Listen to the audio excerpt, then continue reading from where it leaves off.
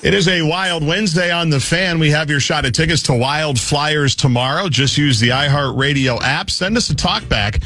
Tell us which new addition to the team will make the biggest impact on the stretch. Winners are going to be contacted all day. Get the full details, KFAN.com, keyword contests.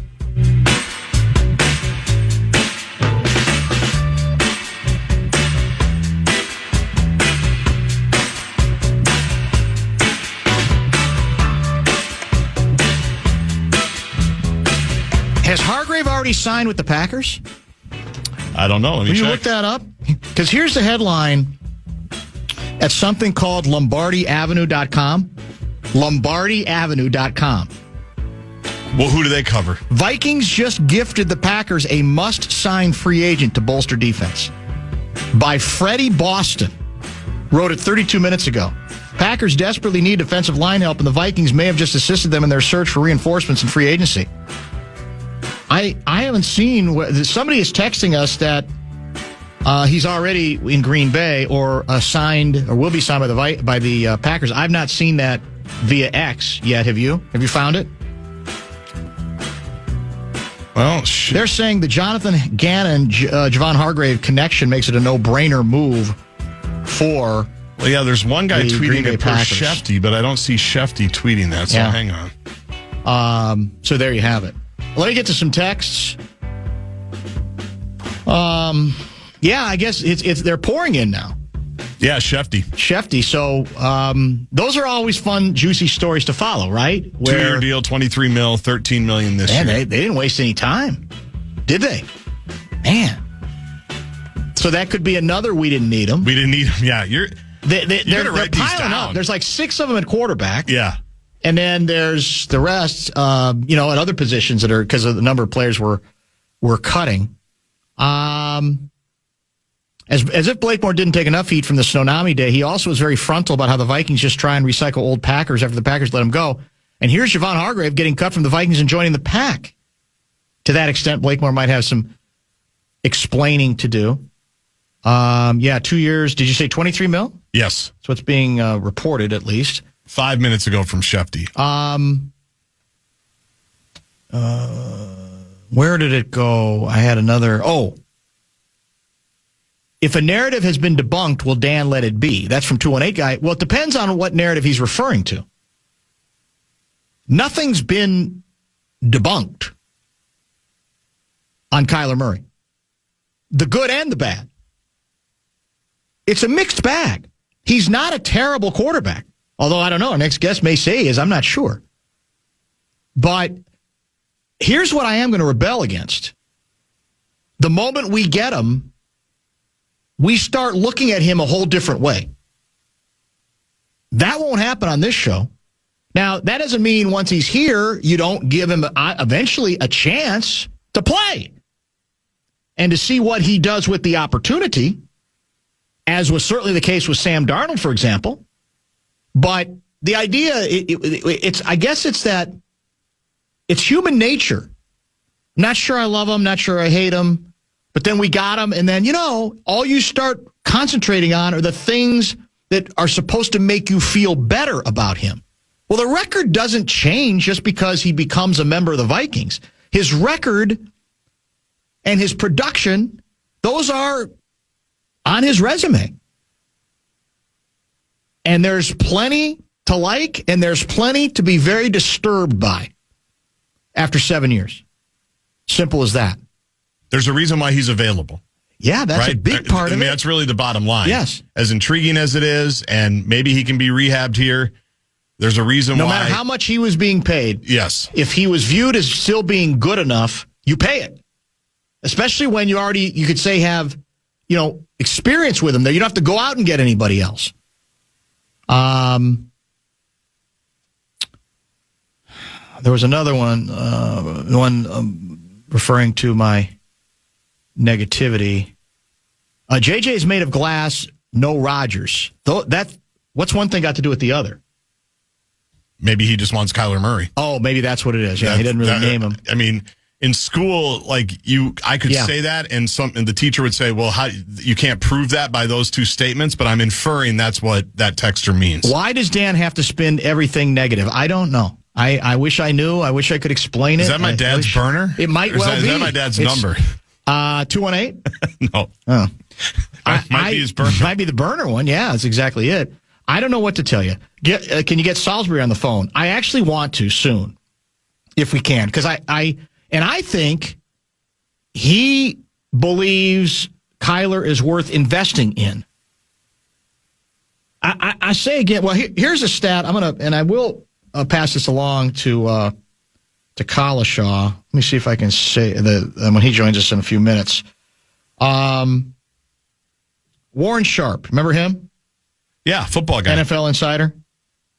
Out of 36 quarterbacks last year, J.J. McCarthy ranked, this is out of 36, 35th in accuracy, 36th in third down conversion rate, 35th in EPA/pass, 35th in completion rate, 36th in sack plus interception rate, 35th in passer rating, 35th in TD interception ratio. Yeah, it's frustrating.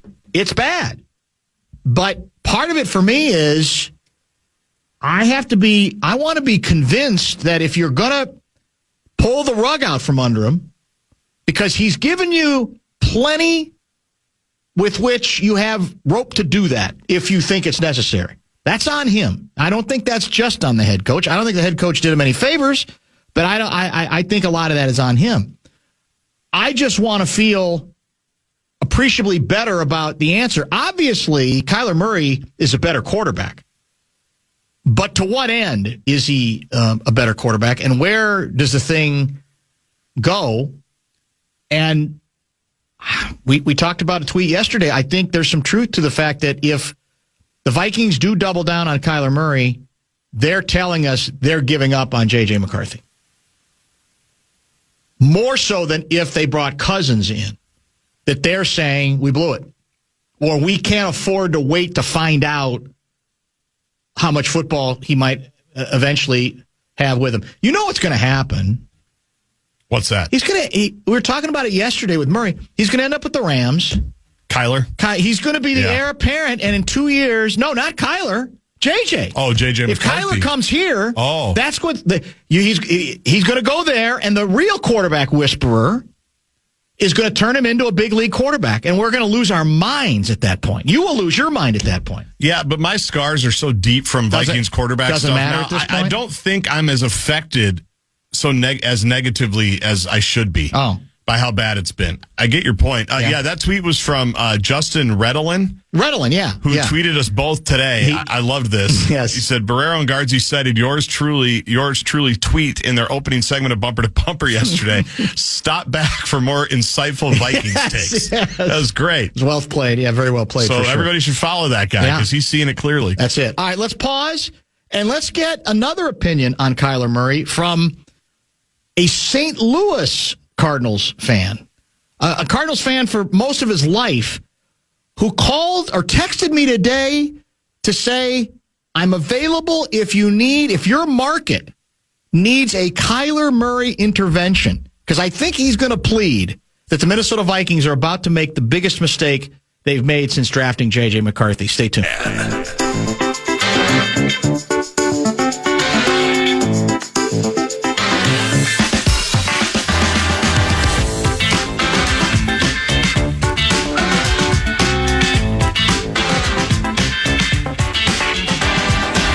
I talked or been texted, received a text from my next guest in like 12 years, maybe 13. And today, out of nowhere, I get a text from him. A gratuitous text, it appeared, demanding to know whether people in this market believe that Kyler Murray is a better quarterback than J.J. McCarthy. And I said, I wonder who this could be. And it turns out, it's Tim Cowlishaw, former colleague going back decades now, literally decades, at the Dallas Morning News. He's been there forever. I left after, I think, 5 years. And as it turns out, he also happens to be, for most of his life, I think, a big-time Cardinals fan.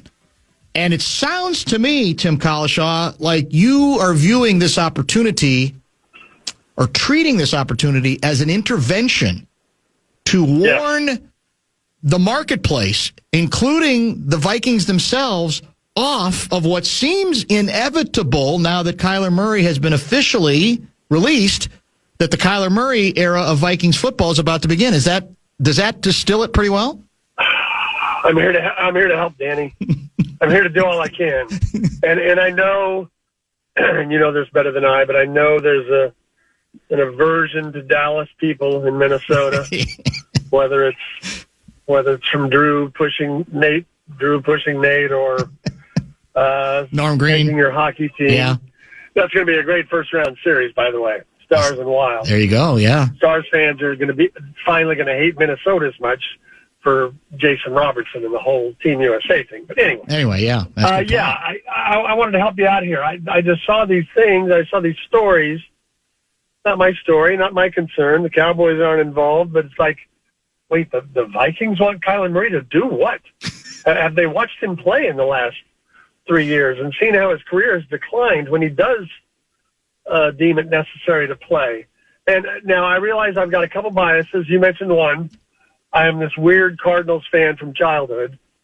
And then going back through adulthood, when you were here with me in the morning news, going to cover some St. Louis Cardinal games, meeting Roy Green, one of the greatest guys ever. Yes, right. And then meeting Larry Fitzgerald and becoming friends with Larry Fitzgerald, son of Minnesota sports writer, Larry Fitzgerald, a big deal there. So I've known him, texted him for the last 20 years.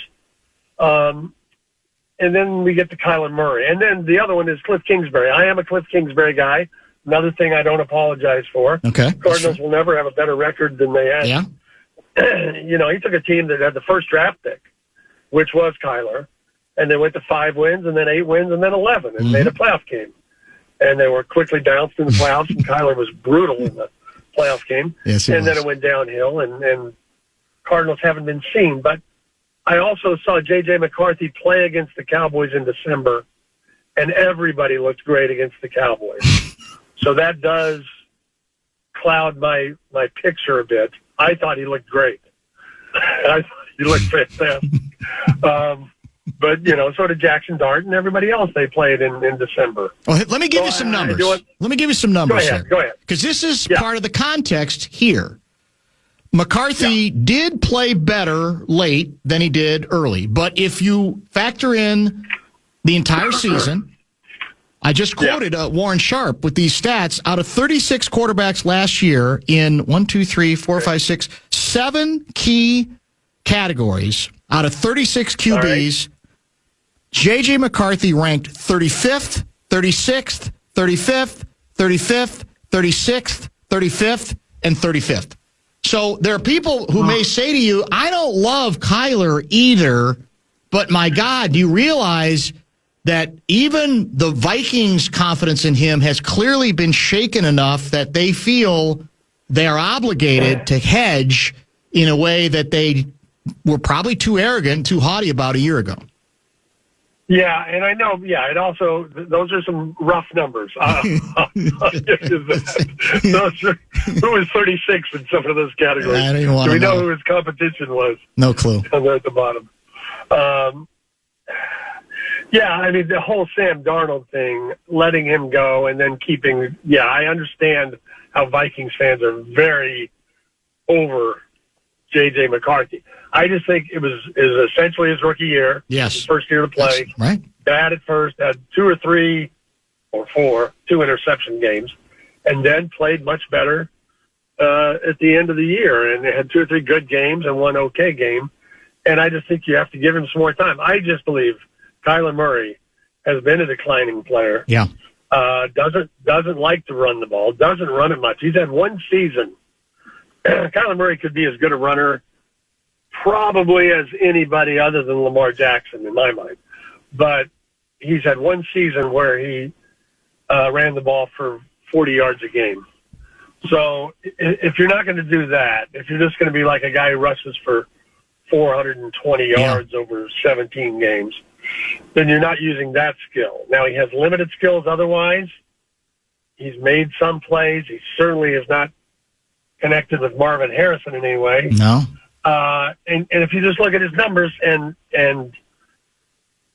talk to people in Arizona about the guy who, I'm sure some of those stories aren't true, but I'm sure some of them are, about his not the hardest worker of all time. Right.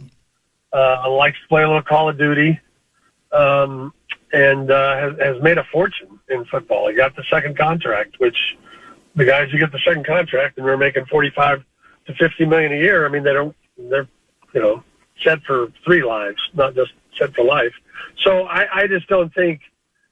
I get the frustration on McCarthy, and maybe he won't turn into anything. I thought there was hope at the end of the year, and I just think it's a mistake to think Kyler Murray is going to come into a new system and, Justin Jefferson's going to love this. This guy can't make half the throws that you want him to make, and he's going to be the answer for Minnesota. Well, I'm basically where you are on him. I might not be quite as negative as you, but I'm not overwhelmed at all.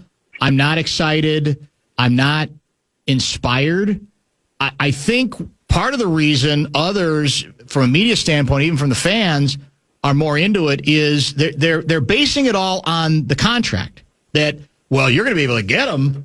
Yeah, of course. If you had to pay him $36 million a year, then that's easy. But you get to pay him $150.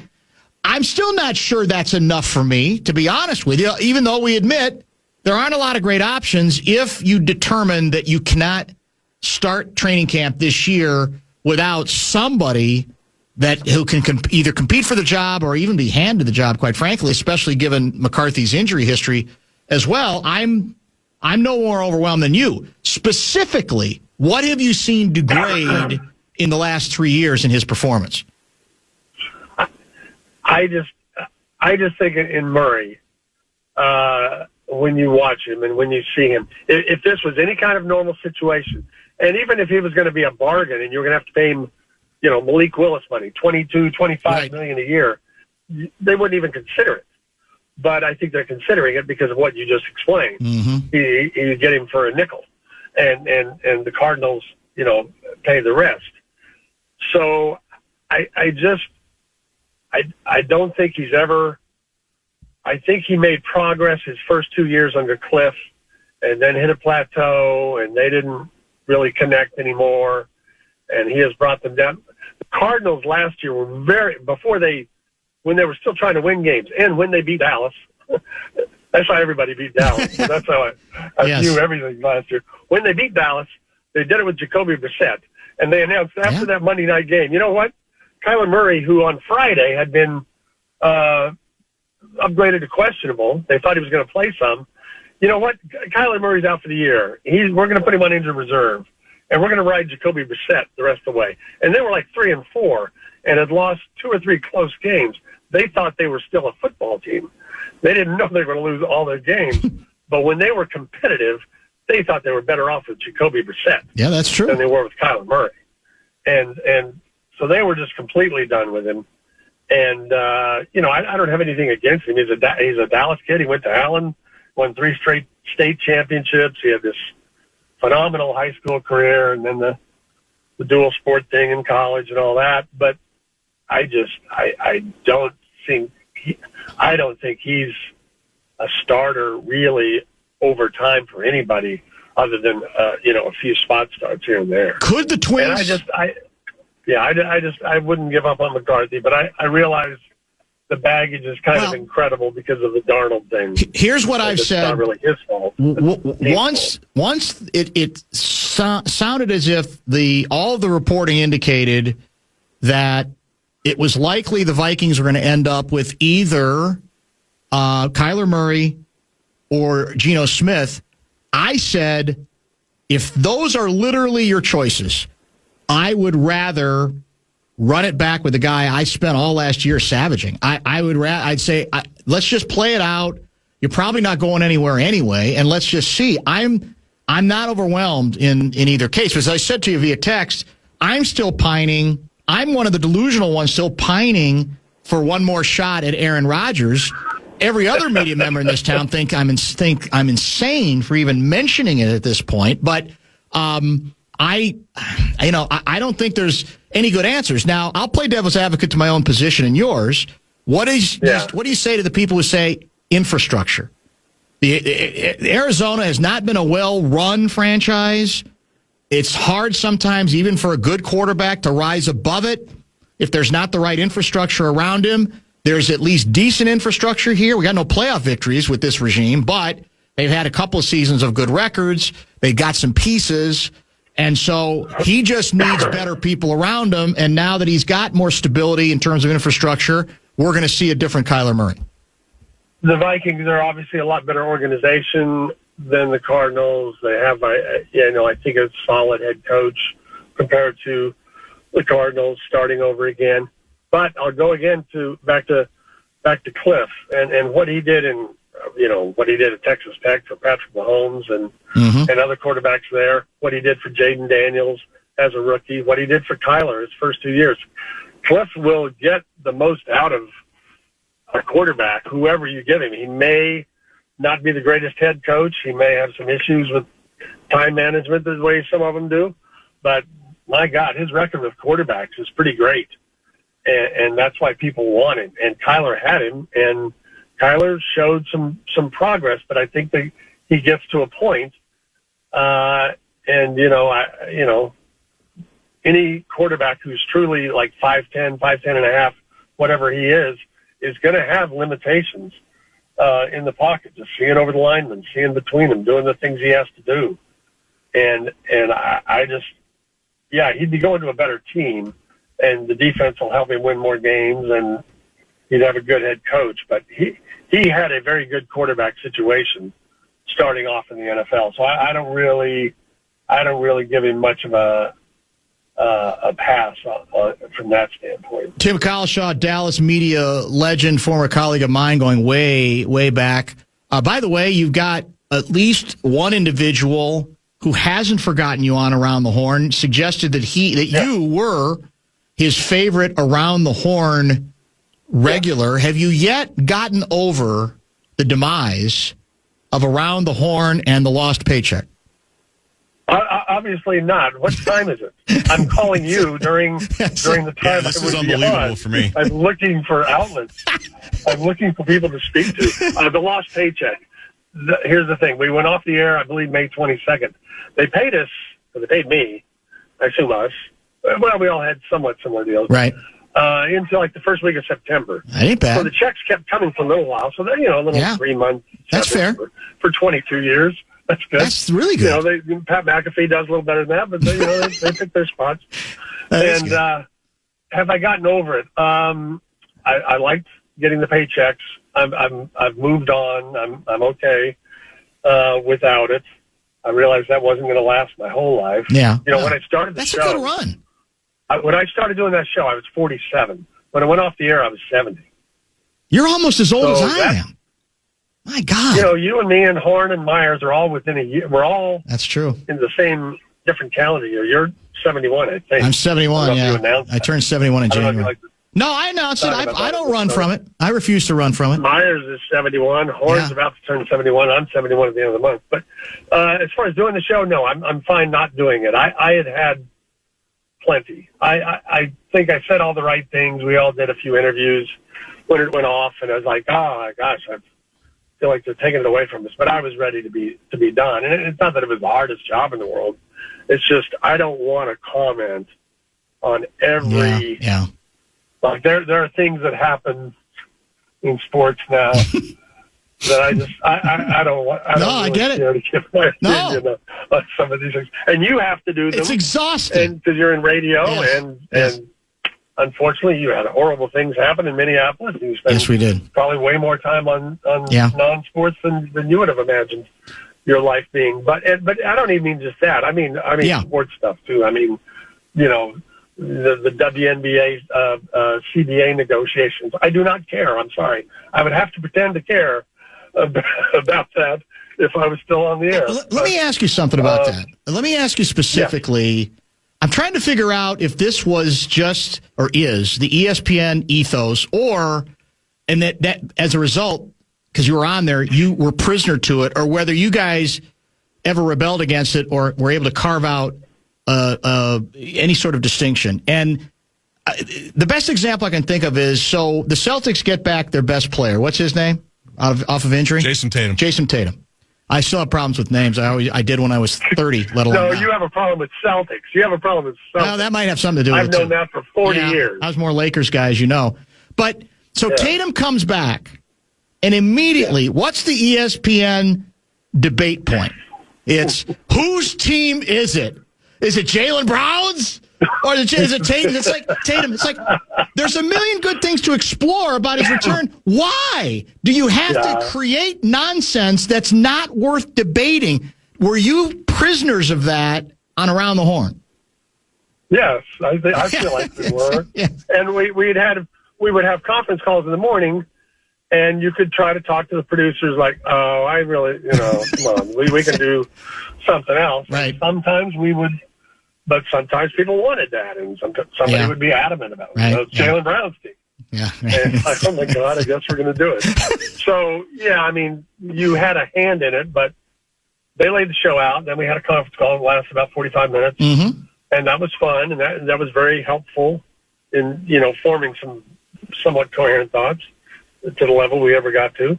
But, I felt like trapped by, and we would make fun of First Take and the things they did and Get Up and and everything on that network is is this Dak's make or break year?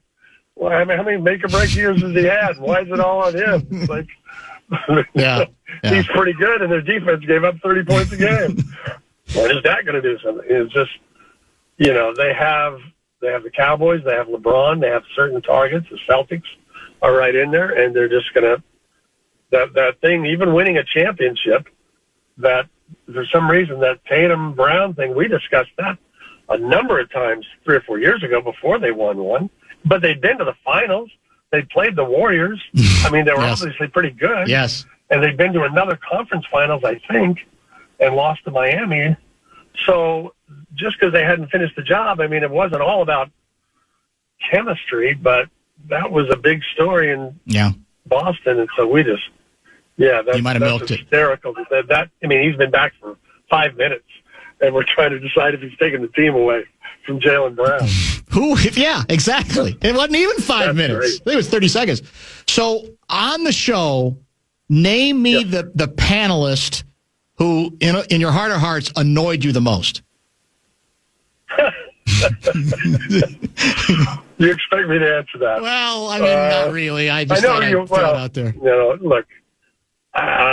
Look, somebody left the show kind of early. I won't even get into that. So I'll stay away from that. Yeah, that's fair. I'll give you a different one. Here's the thing. The truth at the very beginning, obviously, was Woody. Yes. And I called the producers, like Bill Wolf, 3 weeks into the show. That's when we started out. We're kind of doing the show every day. I'm a 3 or 4 days a week guy. Woody and Jay are 5 days a week. Mm-hmm. And Woody is just playing it for everything for laughs with the gags and the props. Yes. And we went in order around the dial, and Denver would be up in the 1 spot, and I'd be in the 2. So I'm always going after him in these things. And I called Bill Wolf, and I said, you got to do something about Woody. He's just doing everything for gags, and I always have to follow him. And there's no flow to the answer because whatever we're talking about, he is just, he's beeping horns or whatever he's doing, putting on clown masks and doing all the things. And Bill Wolf said, Tim, Woody's the star of the show. Get over it. Get over it. And so I said, okay.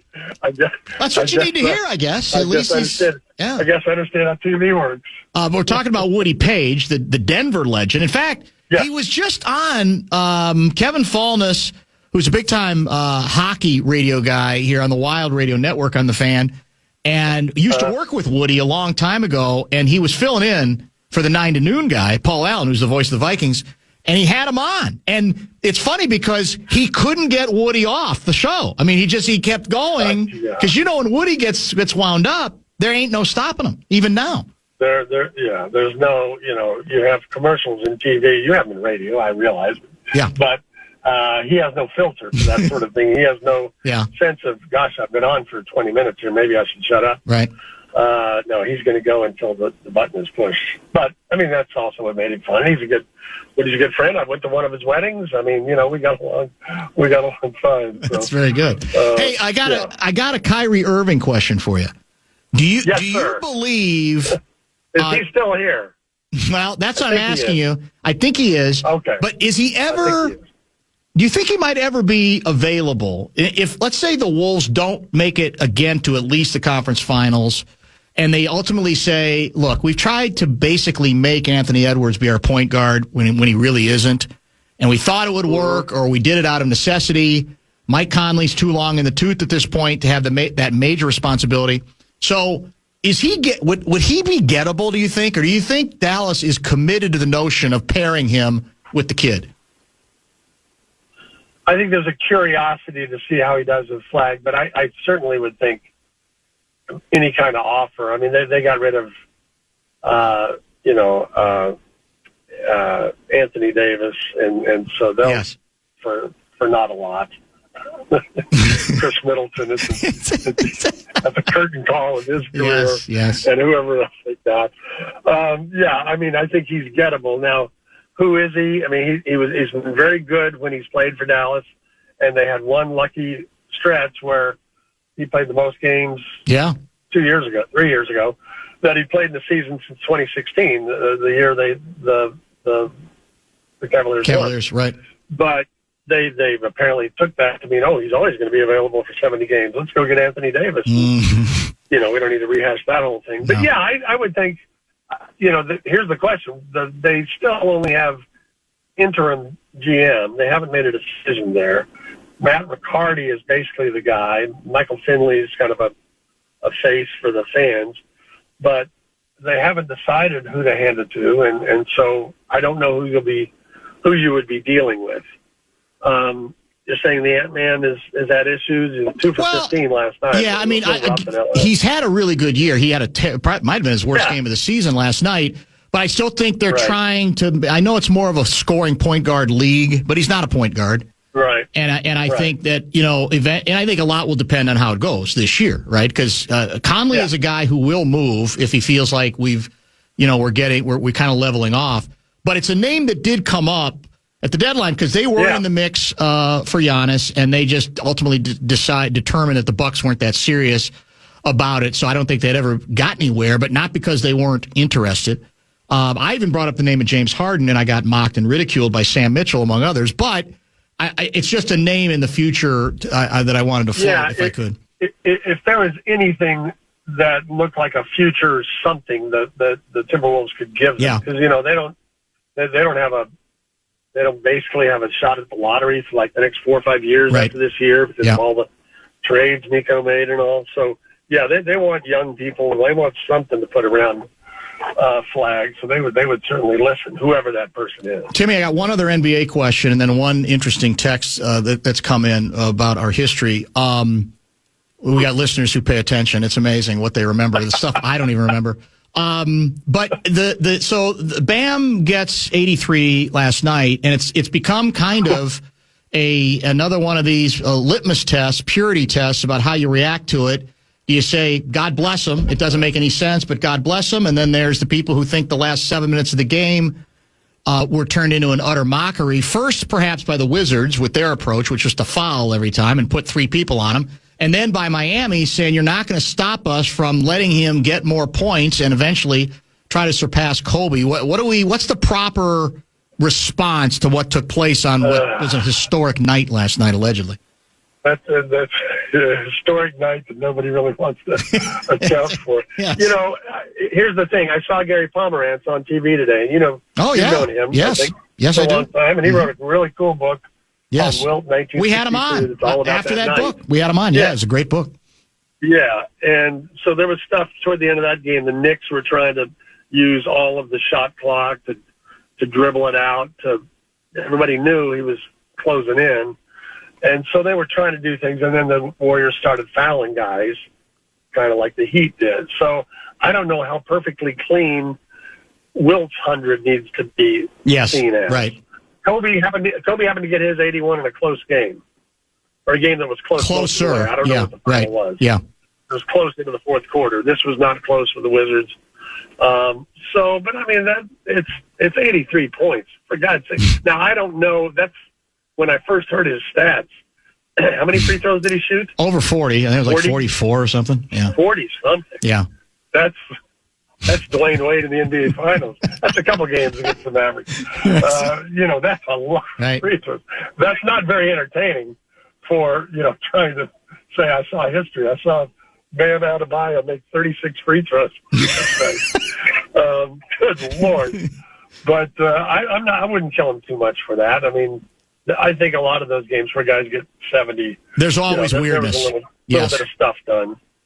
So there was weirdness here the night. In fact, I was at the game where how many Cat ended up with, guards? He over 60, 63, right? maybe? 63. They almost lost the game they messed around with so much about getting him the ball. No, they did lose the game. Oh, they did lose the game. They did You're lose right. the game. They actually did lose the game. They lost. Yeah. So there's always weirdness for sure. Larry Mondella. How was he after the game? Oh, go ahead. I was going to say, Larry Mondella guy texts, is Cowlishaw the guy whose butt you thought you were pinching when you're actually pinching the buttocks of some old Cowboys player? Do you know the story he's referring to? Wow. You pinched somebody's butt? I pinched. You used to do that? I pinched the butt of Babe Laufenberg, who at that point was not a player. I think he was a broadcaster, wasn't he, in Dallas? Okay. In the 90s. From behind. He was a player in the late 80s. Okay. Well, I don't remember when this was, but yes, I thought it was you. That I was pinching your butt. This was a Super Bowl week, I want to say. And Babe Laufenberg turns around and looks at me and says, hello? And I said, oh, my God. I don't know what to tell you. Wrong butt. It was Tim Cowlishaw. And you know why I thought about pinching your butt? Because of your famous story. Didn't Walter Payton, Sweetness once pinch your butt really hard? I was just going to give you that. Yes. Walter Payton had a game in 85. I think the year they won the Super Bowl, or it could have been the next year. I was covering a game up there, and we were all gathered around. I think they'd been eliminated. One of those games they lost to Washington. Playoff games. Right. And the kicker had missed a couple field goals or an extra point or something, and a bunch of us had gathered around his locker. And I feel this hard pinch on my ass. It's like, oh. And I look around, and there's Sweetness, and he's like, leave the man alone. He didn't cost us a game. That's so good. That's so good. I mean, that's on your tombstone. Yeah. That's got to be. Pinched by Walter Pinched by Sweetness. I mean, how does it get any better than that? That's outstanding. So I think in a way that was my inspiration for pinching what I thought was your butt, and it was Babe Laufenberg instead. And to his credit, he took it well. He did not seem outraged. He didn't say, what the hell? Who are you? Right. What are you doing? Because he didn't know me from Adam, so all's well that ends well. Dave's a pretty solid guy. So seems to be, Let go. Yeah. Here's the deal. I've got a lot of texters who say, given you now have nothing to do in the afternoons, that you now need to become a quarterly guest on the Bumper to Bumper program. Quarterly. Well, every 3 months? They want weekly. But I thought that was probably going to be a reach for you. Because I know you're a very busy man, but considering what you probably pay, not much. Yeah, not much at this point. I'm afraid. Yeah. So maybe, I used to have this one guy give me a $25 Barnes and Noble gift certificate. Can you swing that? We might be able to swing a Pannekuchen Hoos gift certificate. Very famous pancake place that doesn't even exist here anymore. Are you coming? Will you be coming in for the Stars series? That's a good question, and normally no, not in the first round. But I think this series is going to be big enough. Yeah. Plus, we're saving money on Mavericks playoff travel for the next couple of years. So I'm hoping to. I'm hoping to, because I really do think. I mean, these are the third and fourth best records in the National Hockey League, and they're going to play each other in the first round. And now they both hate each other, and the fans have always hated Dallas, but now the Stars fans hate Bill Guerin. So I think it's going to be a fantastic. Our Stars writers covering SMU right now, so I was at the Stars game last night, and I'll be there tomorrow with Edmonton. So even better, get ready for it. Yeah, so hopefully I'll see you then. I hope so. It's good to chat with you. We enjoyed the conversation. There is somebody who's taking down my name and your name and saying that they will remember that I brought on deliberately another Kyler Murray hater that I wouldn't have put you on otherwise. And when the Vikings win a playoff game with Kyler Murray, he's going to demand that we both appear together on the radio apologizing. I'll pledge to that. I assume you will too. Bring it on. Yeah. Bring it on. Yeah, that's fair. It's all part of the deal. Yeah, you're used to that. I'm used to being wrong. You're used to being wrong occasionally. Yeah. I've been wrong a few times, although you may not have heard this. My playoff predictions this year, 12-1 against the line for the NFL playoffs. Wow. And I had 29-14 Seattle in the Super Bowl. And if Numbnuts Vrabel doesn't go for two, the final score is going to be 29-14. How about that? All I can say is we're happy for you. That's all I was on a roll. I got nothing for that, but I was on a roll. You were on a roll. I got absolutely nothing for that. All right, that's fair enough. Won't happen again. Thanks, man. Good to talk with you. We'll be in touch. Thanks, Timmy. Great chatting. I appreciate you. It was outstanding. Tim Cowlishaw, longtime Dallas legend, Dallas Morning News, radio, TV, around the horn. Let's get caught up. Just in case you missed it, it's the top 5 sports talkers of the day. Now, it's time for Dan Barrero's Top 5 at 5. Brought to you by Gutter Helmet of Minnesota. Never clean your gutters again. Learn more at gutterhelmetmn.com. I wonder what other old cronies I could bring on. That was the term used by the offended Kyler Obo. You bring on your old cronies. We had Mitch Lawrence on last week. He's an old crony. He's a Dallas crony. He is, that's true. Woj? Gene Wojciechowski. We haven't had him on in a while. He's an old crony. That's true. Yeah, he's more Wojo. Oh, really? Yeah. Woj is... Adrian Wojciechowski. Yeah, I think we got to find some way to distinguish between the two. Differentiate, among other things. Because Dallas was the longest place you worked other than here, right? Yeah, and that was 5 years. Right. Yeah, that's exactly it. Bozich is like your oldest crony. Bozich is the oldest crony, and none of them like Kyler Murray. I don't know what it is. I don't know what happened. Something's in the water among all the cronies. That you guys don't like video games. You're too old for video games. Maybe that's You're it. Maybe all you hit on it. You don't get what the kids these days are into. I like Pong. Yeah. I enjoy playing Pong. You should bring that up with Kyler from the Perch at training camp this year. Shouldn't I? It's a beautiful thing. All right, top 5 at 5. What do you have? Let's start with Kyler. Why not? Why not? I've got a Kirk Cousins nugget for you specifically as well. Woo-hoo. And they're both from Diana Rossini. She's plugged in. She's plugged in.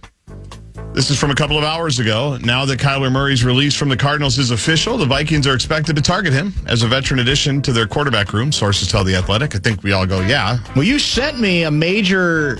Is it Mike Silver piece? I haven't read it yet. He's a big KOC Bobo, isn't he? Kind of. So, and he made it sound basically like it's a slam dunk, and this is like the greatest idea in the history of football. I don't know. I did the thing that you're not supposed to do where I saw it, and I go, this is interesting. I sent it to you. Yeah. Because I literally just saw it within the last 5 minutes. Gotcha.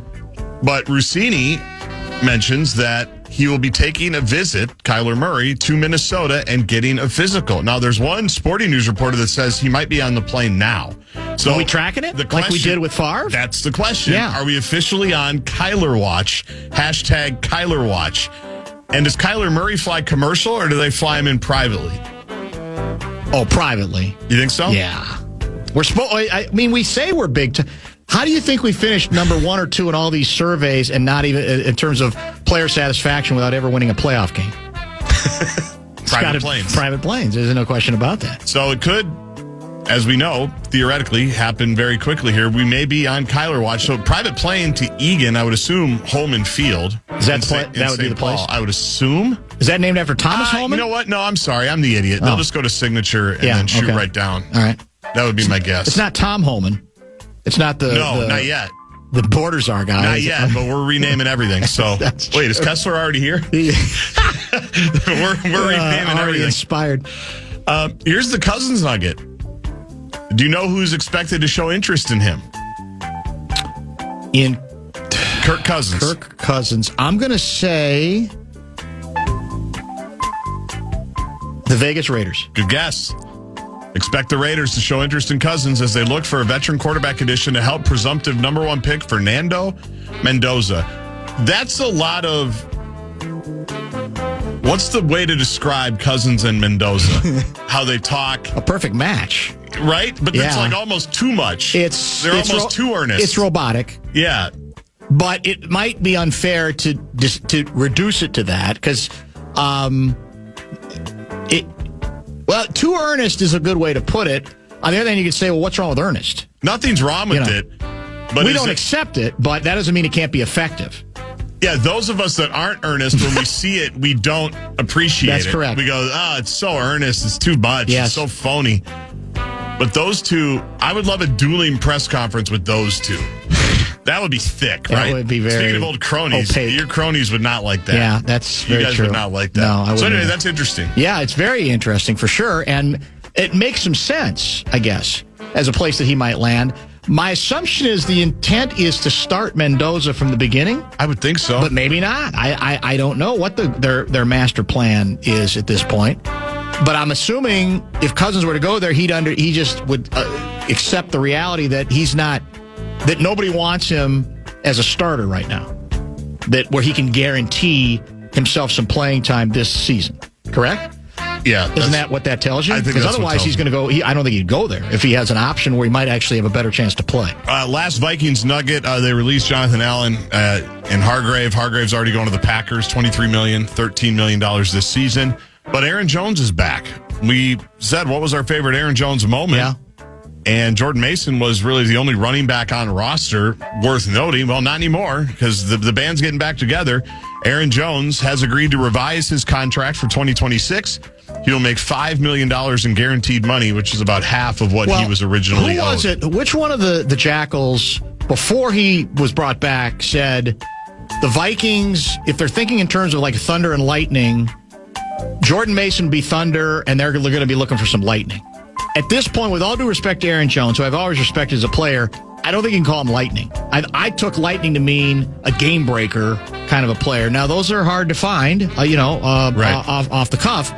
But I still wonder if there's going to be another piece to this because wouldn't it be helpful to have a semi-game breaker at that position, no matter who you have at quarterback?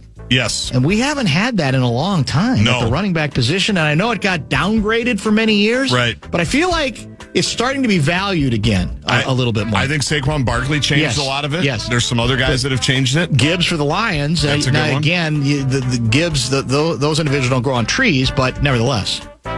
Harrison Smith will be a post-June 1 release. That's a money thing. Correct. Nobody knows exactly what he's doing yet, but at least it buys him time. Correct. So that is those are the Vikings nuggets. The Wild 1-5 rip last night. You opened the show with it for Kevin Fallness, who's probably just ducked in, wondering why we haven't talked about it yet. They did beat the Mammoth. It's Bobby Brink's world. Bobby Brink's world. We're all just living in it. That's it. If you see him at Maynard's with his buddies, don't tell Bill Guerin. And he's not The guy's allowed to live his life. He's Brinky.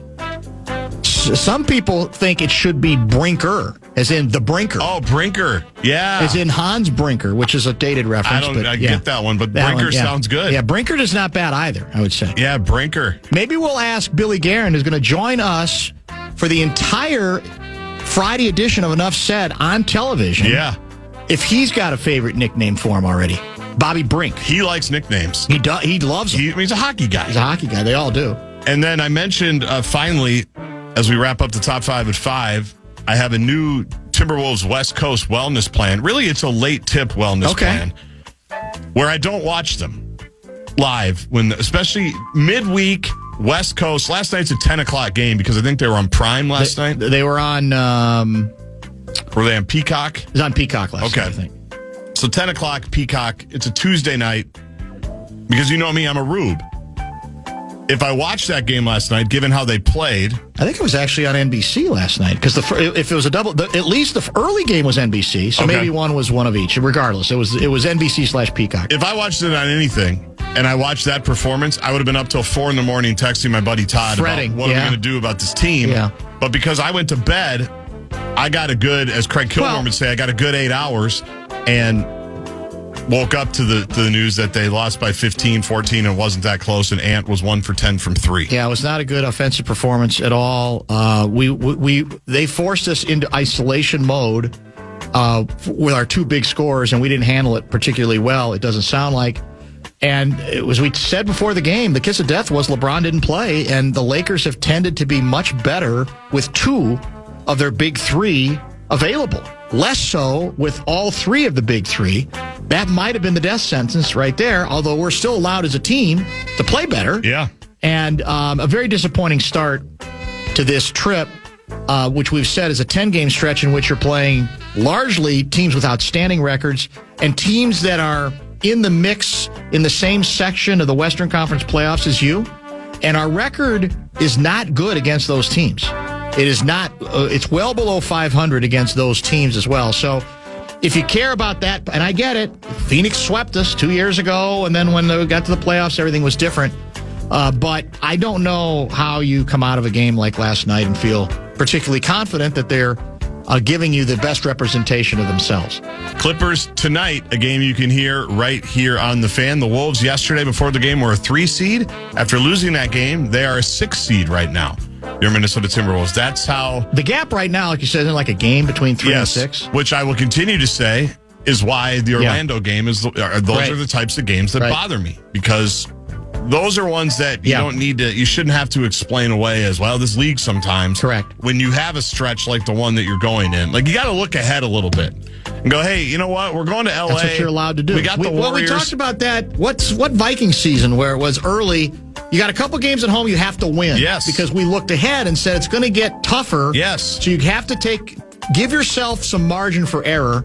And they're not giving themselves much margin for error. No. So after tonight, Alan Horton pointed out they could be the 3, 4, 5, or 6. Exactly. Like that could all change because all those teams are in action and they're also very tightly packed. When we come back before Kessler, we're almost forced to talk baseball. Not Twins baseball, but World Baseball Classic baseball. I am utterly and completely gobsmacked and confused regarding the current delicate condition of the United States baseball team. We'll get to that and a couple of other nuggets when we return.